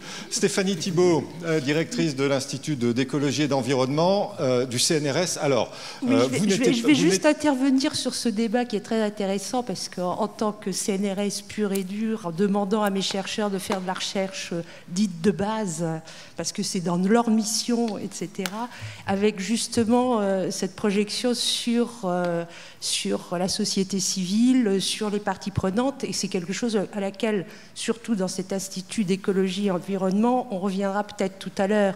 Mais aujourd'hui, attention, effectivement, nous sommes en train de travailler beaucoup avec l'OPESC. L'OPESC, c'est la réunion de l'Assemblée des députés et du Sénat, justement sur ces problèmes de recherche, et qui est présidé maintenant par Cédric Villani. Et justement, ils nous disent, le problème, vous en avez longuement parlé avant moi certainement, des temporalités, que celle du chercheur et celle de l'élu, etc., ne sont absolument pas les mêmes, les questions ne sont pas les mêmes, et les réponses, le temps des réponses ne sont pas les mêmes. Attention, vous allez être toujours frustré, madame, toujours, parce qu'un bon chercheur, c'est pas Dieu, il ne vous donnera jamais une réponse qui vous satisfait en disant oui ou non. Il vous donnera, voilà les possibilités que vous avez, et un bon chercheur vous donnera accès à vous, à votre jugement, éclairera votre jugement, mais en aucun cas il pourra vous dire oui ou non. Et rappelons-nous juste nos collègues géologues en Italie qui ont été en prison parce qu'ils n'avaient pas su prédire le tremblement de terre de l'Aquila. Et ça, faisons attention, parce que la recherche, on n'est pas là pour ça. On n'est pas des Madame Soleil. Et souvent, surtout dans nos disciplines, on nous demande une réponse par oui ou les choses ne sont jamais ni blanches ni noires, et le curseur est toujours central, ce qui est frustrant absolument pour tout le monde. Alors on a entendu... Peut-être là-dessus, j'en suis complètement d'accord, madame, et heureusement, je ne vous demande pas les solutions. Ce n'est pas votre rôle, le choix de l'action publique, c'est notre rôle, mais par contre, ce sur quoi j'insiste, c'est que vous pouvez contribuer à faire en sorte, nous donner des conditions favorables ou des connaissances qui nous permettent de faciliter les choix. Vous savez, je me suis toujours beaucoup méfiée de ce qu'on appelait l'evidence-based policies. L'evidence-based policies, c'est-à-dire les politiques basées sur des preuves. Non, les choix politiques ne sont pas que basés sur de la preuve, si on entend preuve par niveau des connaissances sur une question. Alors, bien évidemment, nous serons frustrés, peut-être que vous serez frustrés, mais la frustration, ça fait partie du moteur de la vie, et c'est bien peut-être sur ces frustrations réciproques qu'il faut que nous continuions à partir de là, de construire quelque chose qui peut vous apporter des choses à vous et qui peut nous aider, nous à faire des choix dont c'est notre rôle de le faire. François Schetzel, merci. On vient de vous faire comprendre avec ce jeu de lumière qu'il est l'heure de terminer, d'aller se coucher et tout ça. Merci en tout cas à vous tous, à tous les 6. Je voudrais quand même une dernière question pour vous, Stéphanie Thibault. On a entendu ces 4 projets. De quelle manière, de quelle façon est-ce que le CNRS soutient, appuie ces projets-là, en quelques mots? Bon, en quelques mots, c'est pas possible, je suis désolée. Donnez-moi au moins 3 minutes, si c'est possible. Vous les avez. Merci. On a le temps. Donc, je voudrais juste rappeler à la suite de ces 2 journées qui ont été extrêmement riches, j'imagine. Allez-y. Juste quelque chose de base, un petit historique, vous m'en pardonnerez, parce que hier, vous avez aussi entendu Jean Jouzel, etc., mais la prise de conscience, je suis directrice d'un institut qui s'appelle Écologie et Environnement, il a 10 ans d'âge, il a été créé en 2009. Je rappelle que le terme de biodiversité que tout le monde utilise n'existait pas en 1992. Donc des petits rappels, c'est pas très loin, 1992, la plupart d'entre vous étaient déjà nés, mais et c'est pas les plus vieux. Enfin, je veux dire, c'est pas quand Jean Jouzel et Claude Lorius ont commencé en 60 à découvrir le changement climatique, ils ont mis quand même 20 ans pour qu'on les accepte, et encore pas partout, comme vous le savez. Donc l'écologie, jusqu'à pas très longtemps, c'était quand même regardé, c'était un mouvement politique avant d'être une discipline. Nous sommes toujours, bon, vous êtes plusieurs dans la salle de l'Institut d'écologie et environnement, on est souvent regardés comme les ozos du CNRS, voire les hippies, puisqu'on est des disciplines de terrain en fait, parce qu'aussi, on parlait d'interdisciplinarité, c'est compliqué l'interdisciplinarité, et nous préférons parler d'indisciplinarité justement, parce qu'on travaille sur des projets, sur des objets, sur des questions à résoudre. Et avec les dispositifs que Sandrine Glatron a exposés à travers la zone atelier, par exemple. Et aujourd'hui, on voit, et ça c'est passionnant, bon, l'écologie, c'est la science de la complexité par nature. C'est-à-dire que depuis 10 ans, on essaye aussi de développer des concepts, de les asseoir, de les faire accepter. Il s'agit aussi de développer des outils. Nous avons des outils, par exemple, qui s'appellent les écotrons, c'est-à-dire c'est de l'observation, bien entendu in vitro, mais aussi in natura à différentes échelles. C'est 10 ans de construction. Donc voilà, c'était. Mais alors après, quand ça va marcher, ça va être formidable. Les zones ateliers, c'est formidable. C'est effectivement, ça a commencé la plus ancienne, qui est la zone atelier Seine, c'est 25 ans de recul maintenant. 25 ans de recul. Alors comment on répond ? Je vais vous répondre.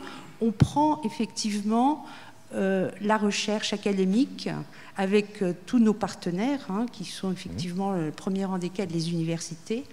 Et dans les unités, nous travaillons ensemble sur ce qu'on appelle la recherche de base. Et cette recherche de base, elle est amenée après à disséminer, à percoler. Et pour ça, effectivement, dans des dispositifs, comme on l'a vu, comme les zones ateliers, comme les observatoires en milieu que nous avons récemment mis ensemble avec l'UNISTRA sur Fessenheim, etc., d'observer tous ensemble un fait. Et là, effectivement, on travaille avec la société civile, avec les porteurs d'enjeux, etc.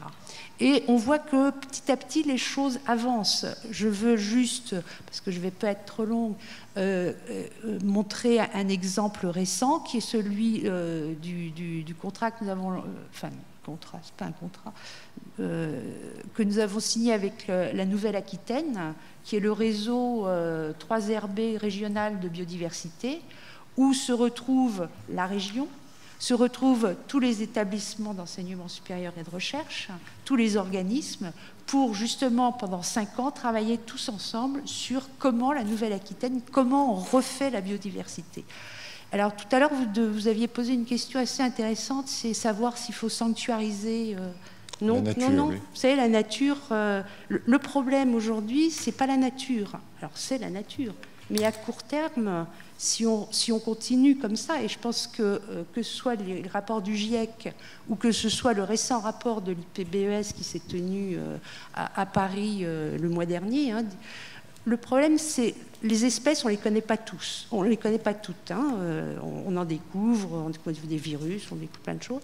Le problème de la disparition des espèces, alors c'est les espèces emblématiques qui disparaissent, mais il y en a une encore plus emblématique qui, si on continue comme ça, va disparaître, c'est l'homme. Et donc c'est intéressant quand même, mais la nature, elle se recomposera différemment, mais elle sera toujours là. Donc faire très très attention dans nos disciplines. Voilà.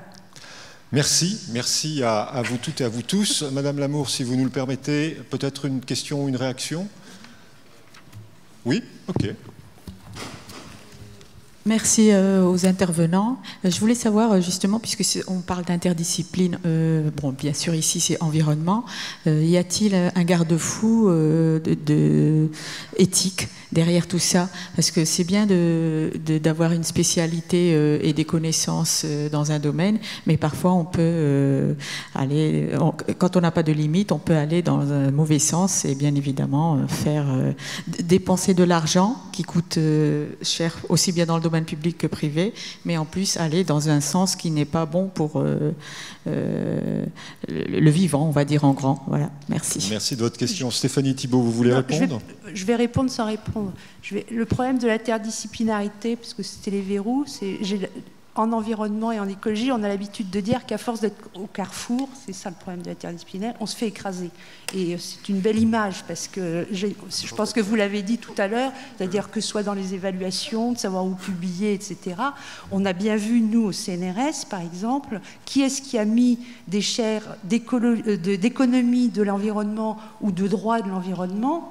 C'est pas les juristes ni les économistes. Et là, il a fallu leur imposer, parce qu'à chaque fois, ils disaient « mais non, on n'a pas assez de postes, donc allez voir en environnement ». Et les gens de l'environnement disaient « mais attendez, allez voir les juristes ».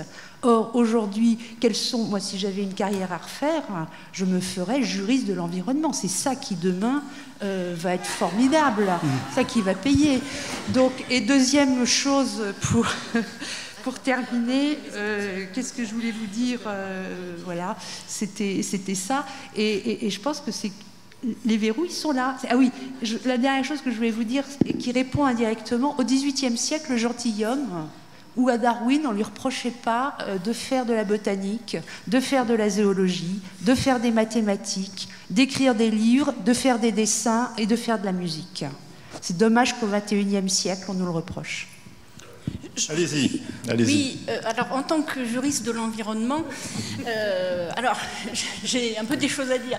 C'est-à-dire que, d'abord pour reprendre, parce que sur l'interdisciplinarité, effectivement, et sur les publications, donc quand on est universitaire, donc nous on passe par le CNU, il faut savoir que toute publication collective ne vaut rien. Donc ça veut dire que si on veut faire de l'interdisciplinarité, enfin moi je prends mon exemple, moi je le connais très bien, je fais 2 CV.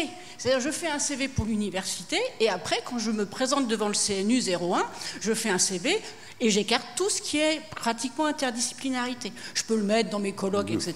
Par contre, toutes mes publis, je suis obligée de faire des publis disciplinaires. Et les publis où il y a un peu de... Je fais appel aux philosophes, je fais appel à l'écologie, c'est pas forcément apprécié. Alors ça va évoluer, bien sûr, mais enfin, ça veut dire des sacrifices en termes de carrière.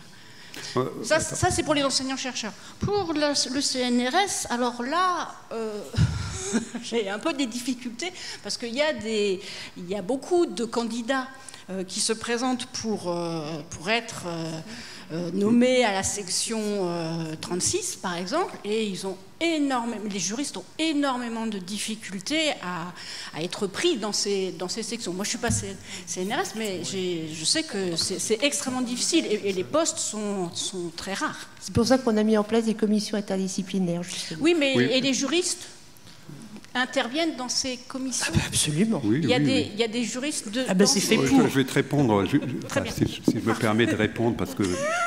Mais j'ai pas eu l'impression en termes de recrutement que ça se sentait... Oui, mais c'est en informatique, c'est partout pareil. Voilà. Il y a un poste pour 50... On est tous d'accord là-dessus. Je disais juste que tu as peut-être un peu généralisé en disant que les académiques... Pense pas qu'on souhaite être... Maintenant, il y en a qui passent 10 ans pour devenir... et qui ne l'obtiennent pas. Oui, mais ça vient partout. Je disais juste que moi je m'élève en faux sur l'interdisciplinarité au niveau de... Dans ma section, dans mes sections en informatique, c'est très bien vu au contraire de faire de l'interdisciplinarité. Parce que l'informatique, oui, alors on a une chance. Alors, mais je pensais que le droit était aussi un peu dans ce cas-là. On est vraiment de nature interdisciplinaire. Tout le monde utilise de l'informatique et tout le monde a des besoins en informatique. Donc je voulais juste dire que l'interdisciplinarité, donc moi comme je dis, je l'ai déjà dit une fois, mais je suis donc directeur du GDR Madix, qui a été créé par la mission de l'interdisciplinarité au CNRS. Et nous avons, et je vous invite à vous renseigner là-dessus, je pourrais vous donner le lien, nous avons des groupes de travail qui réunissent des personnes issues. Alors on en a par exemple, on pourrait... Bien sûr, dire qu'on a beaucoup de contacts avec les maths, avec les ingénieurs, mais par exemple, on a un groupe de travail qui est en train de se monter, Florence est là d'ailleurs, qui est autour de l'écologie enfin de l'interdisciplinarité entre des écologues et des informaticiens. On a des trucs beaucoup plus sciences humaines. On a un groupe qui s'est monté sur la radicalisation sur Internet, dans lequel les informaticiens vont aider alors je ne sais plus quel est leur statut, hein, excusez-moi, quel est leur terme scientifique. On a des gens qui travaillent sur la radicalisation. On a des gens qui travaillent sur le journalisme. Comment faire du journalisme de nos jours avec les modèles, les systèmes informatiques, tout Internet, toutes les masses de données. Le métier a changé complètement. Un journaliste, il va presque plus sur le terrain. Et comment on peut... Oui, enfin, si vous me permettez, c'est pas du tout ça. J'exagère, oui, excusez-moi. C'est une autre table ronde dont on se retrouve dans ce... Non, mais pour vous dire que l'interdisciplinarité au CNRS, elle est quand même prise en compte. Alors, je peux vous donner le lien, c'est madix.fr, MADICS. Et vous allez voir qu'il y a quand même de l'interdisciplinarité et que les scientifiques commencent à savoir travailler ensemble. Et voilà, c'était juste pour rebondir et défendre un peu ma collègue. Et qu'il y a des gens de l'INE qui travaillent dans Madix. Hein. Voilà. Vous vouliez, Madame Lamour, vous nous laissez encore un petit peu de temps ? Hein ? Allez. Oui, j'avais envie de pointer peut-être deux notions à la fin de ces 2 jours de colloque passionnants et de cette table ronde. J'avais préparé plusieurs phrases, mais on n'a pas le temps, je crois. C'est la notion, ça a été dit plusieurs fois, d'urgence. Hein, ça c'est vraiment, je pense, important au niveau de la temporalité des choses. On voit que l'anthropisation des systèmes se fait de plus en plus rapidement, de façon de plus en plus importante. Il y a une urgence à vouloir faire des choses. Et donc nous, en tant que scientifiques, avec les structures de scientifiques et de recherche, de formation, l'UNISTRA, le CNRS, qu'est-ce qu'on peut faire ? Je crois qu'il y a une notion de responsabilité par rapport à ça, avec aussi d'autres décideurs, bien sûr, les élus, etc. Mais on a aussi une responsabilité. Et moi, j'aimerais que, que cette colloque nous donne un élan pour nous engager collectivement davantage, pour tacler de façon vraiment importante, en nous engageant pleinement dans cette cause de développement durable, sans oublier le côté social qui est extrêmement important, bien sûr. Hein. Voilà. Merci. Écoutez, c'est pas mal comme conclusion. Est-ce que l'une ou l'autre de nos intervenantes veut dire quelque chose encore sur ce thème des recherches interdisciplinaires ? Allez-y. On a parlé de l'agenda 2030, on a parlé des objectifs du développement durable. En tous les cas au CNRS, et je pense qu'on n'est pas les seuls, je regarde. On se situe de toute façon, aujourd'hui, la recherche, qu'elle soit locale, régionale, nationale et européenne et mondiale, dans le cadre des objectifs du développement durable. On n'a plus le choix. Eh bien, écoutez, urgence, responsabilité. Je crois que vous avez fait. Je crois qu'on est fait pour travailler ensemble. Voilà. C'est vraiment. Je pense que vous avez très bien traduit et je ne vous connais pas d'ailleurs, mais je pense que un avenir radieux. On préfère oublier les autres types de avenir radieux que ça peut évoquer. Un avenir radieux dans les interactions que l'on peut créer. À mon tour de vous dire un mot quand même. Vous vous êtes sans doute rendu compte que je n'y connais pas grand-chose en tant que journaliste, mais c'est normal. Je suis là pour caresser l'écume des choses. En revanche, en préparant avec nos 4 scientifiques leur projet, en cadrant leurs interventions, j'avoue que j'ai été assez estomaqué par on va dire d'une part par la passion qui vous anime, par la qualité d'ouverture, puisqu'effectivement, il n'y a rien de plus difficile que de communiquer entre plusieurs spécialistes, et aussi par la prise de risque, puisque ce n'est pas parce que vous montez un projet que le succès est forcément au bout. Donc merci de m'avoir permis de vous rencontrer, même si c'est de manière assez brève. Merci d'avoir participé à cette table ronde, et puis merci à vous tous. Voilà.